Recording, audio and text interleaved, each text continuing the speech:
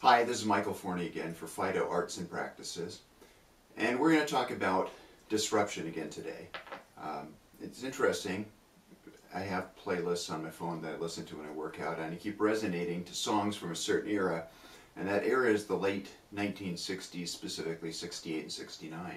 I see a lot of similarities between 1968, 1969, and today.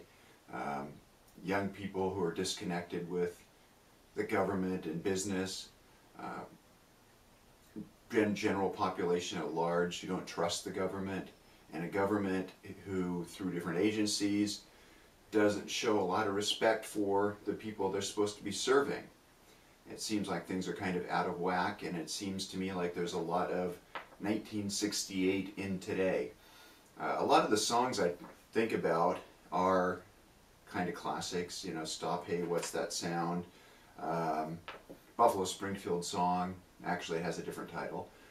Simon and Garfunkel, Sounds of Silence. There's just so many songs out there that speak to me as a messenger for today. There's one particular song, Are You Going to San Francisco? And it has a lyric in it that goes, all across the nation, such a strange vibration, people in motion.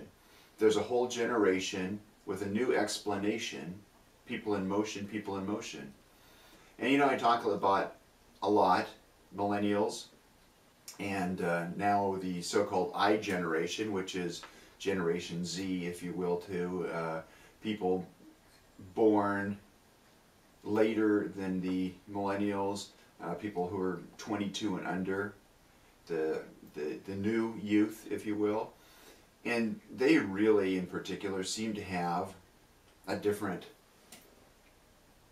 explanation for life. They're in motion in a different way. They're very connected to their phones. They're very connected to the world. In that sense, it's really interesting that the I generation is the name that people have chosen to use for them, because not just the iPhone and iPad situation, but because they're interconnected and they're intelligent, and they understand life and things in a little bit different way than even the millennials do. And I have great hope for the millennials, and I have great hope for this younger generation too. But I think the businesses are in trouble because they don't understand that people are in motion, and there's a new explanation for things out there, because it's changing. You know, and this generation, these two generations, whether they know it or not, are disrupting how this country and this country's business operate. Recently I saw, just yesterday as a matter of fact, reports from several retailers explaining why their sales and profit numbers were down this past quarter. Macy's, Penny's, Kohl's, Nordstrom, everybody was hit. And I think what happens is they're making a mistake in interpreting these generations. They believe that they're going to come out and shop for stuff, and they're not really interested in stuff. You know, they don't want clothes and shoes, but they're interested in personal things. Makeup and cosmetic sales are doing very well. But what these generations are also looking for are services. They love Spotify and Uber and things like that.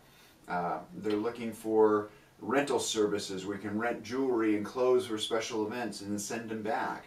It's a different world, and a lot of businesses aren't making it there. When they do shop, however, for stuff, for things, they do it on a coupon basis or on a sale basis. And it's funny to hear these stores complain, because they've taught this generation to shop like that, these generations to shop like that. Everything at these stores is friends and family, 10% off, extra 10% off, 30% off. There's coupons, there's discounts.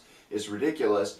And what they've done is taught generations, millennials and the I generation, to disrupt their business. And it's an interesting situation to hear them now claim that that's the reason they're not doing the business they thought they would do. They created their own quagmire, as it were.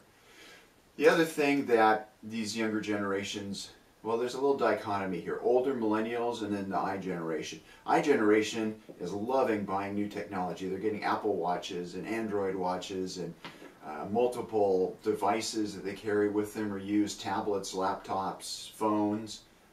Most people in the I generation I know of have at least, well, they certainly have two, and most of them have three things that are available to them. If you start including things like Xboxes or PlayStations and things like that too, maybe even four. And it's a whole different level of connectivity, and it's a whole different level of being in motion again. And I think it's very important that as a business you need to understand how that affects you, because we're talking about you using your business to disrupt society and the business community, but you're also at risk of being disrupted by these younger generations if you don't understand what they're about. So take some time. There's a lot of statistics out there. We have a lot of information about that too. Interesting numbers that just came out recently on internet usage.